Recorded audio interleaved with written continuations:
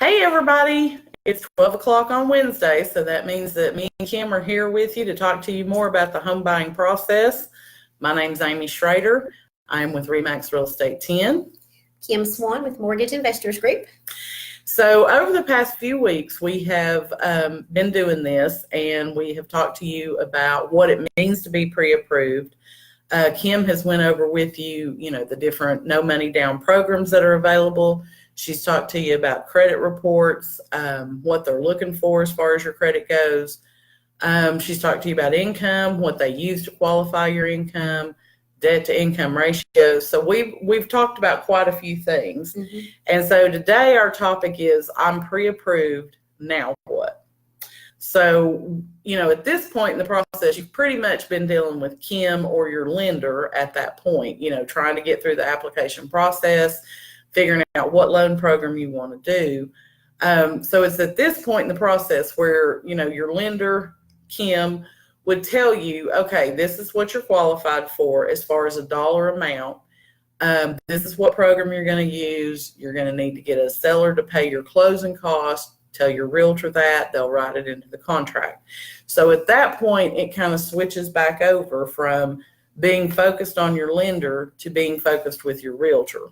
Okay, so at that point, when you have that letter from your lender, you can go to your agent and say, hey, I'm pre-approved for up to $175,000. I'm doing a USDA loan, and I'm going to need the seller to pay my closing costs. And that gives the agent, an idea of what we need to do, what kind of houses you can look at, and so on and so forth.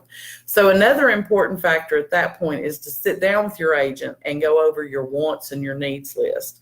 Is there a particular school district you want to be in? Is there a particular subdivision you want to be in? How many bedrooms do you need? How many bathrooms do you need? Do you want a basement? Do you want a garage? There's a lot of different things. So some of these things are going to be non-negotiable. Like I've got to have 3 bedrooms and 2 baths. Other things are going to be more of like a wish list. Like, well, I would prefer to have a garage on the main level, or we would prefer to have a basement. So those are things you're going to tell your agent, and we will set you up. We're going to show you on paper or on the computer first some of the homes that are available in your price range, and then you would pick out some that you want to go look at, and we'll schedule those showings. And, at that point, you're checking off boxes. Does this meet the one I want? Most people, if you watch HGTV, they make it look so simple. I tell people I would love to take you to 3 houses and you pick one and buy it.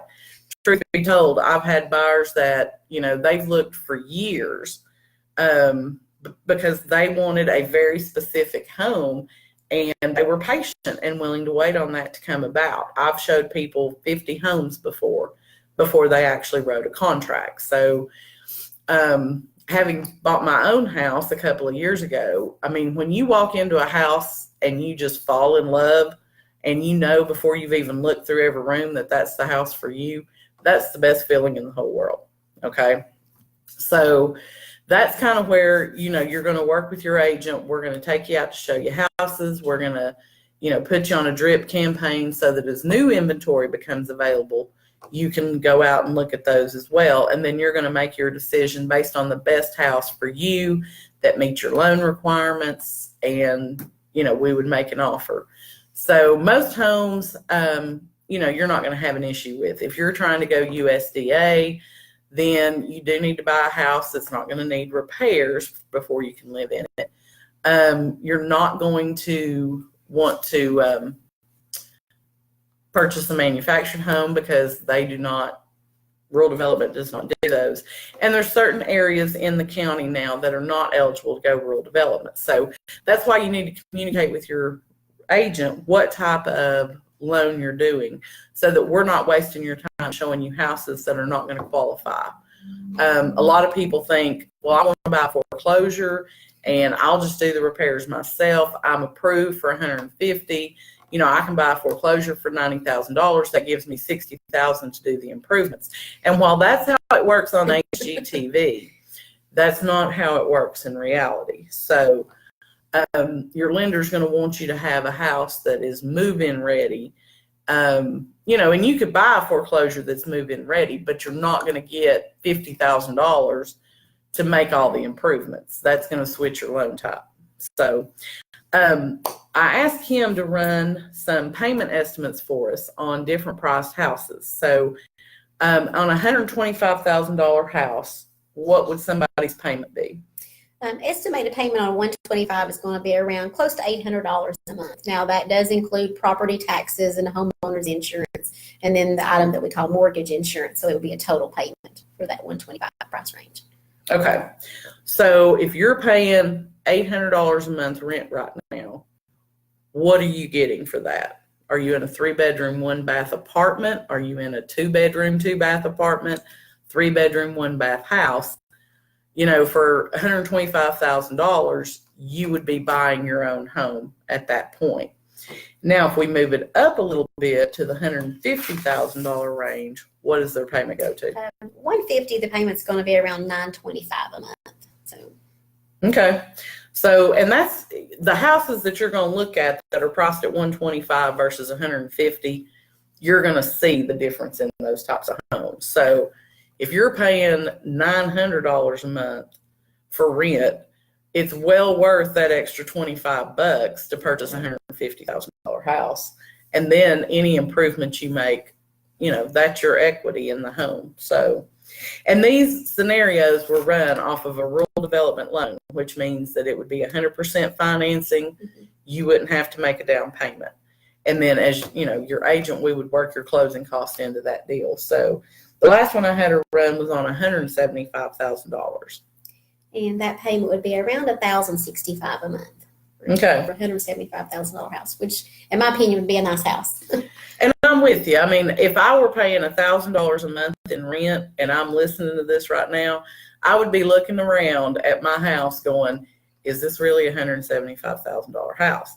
Because rents right now are high, and I'm fully aware of that. So, I've seen houses that are $1,000 a month in rent, and value-wise, they're probably only a $125,000 house. So, if you've been thinking about buying a home and you're paying $1,000 a month in rent, you could buy a $175,000 house. And like Kim said, I would think that would be a pretty nice house. That's going to get you in, some of your better subdivisions in town. So that's definitely something that you want to consider. If you've been thinking about buying a home, what are you paying in rent, and what would you be able to get a house for dollar-wise that, for the same payment? So lots of things for you to think about.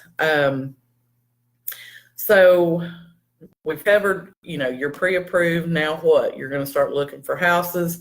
You're going to find that house you want to put an offer on. So when we come back next week, we're going to focus on that offer process. And what does that entail? What is earnest money? What are home inspections? And that'll take up several episodes actually to get through all of that process. But again, we're here every Wednesday at noon. So we hope that you'll join us. If you know somebody that's looking for a home that this would be good information for, then tag them in the comments. If there's a topic you would like to hear us cover, please drop a comment for us. And as always, feel free to share the live video. If you're not able to tune in on Wednesdays at noon, they are saved to our Facebook timeline, so you can always go back and watch them at your convenience. Thanks for watching, and we look forward to seeing you again next week. Thank you.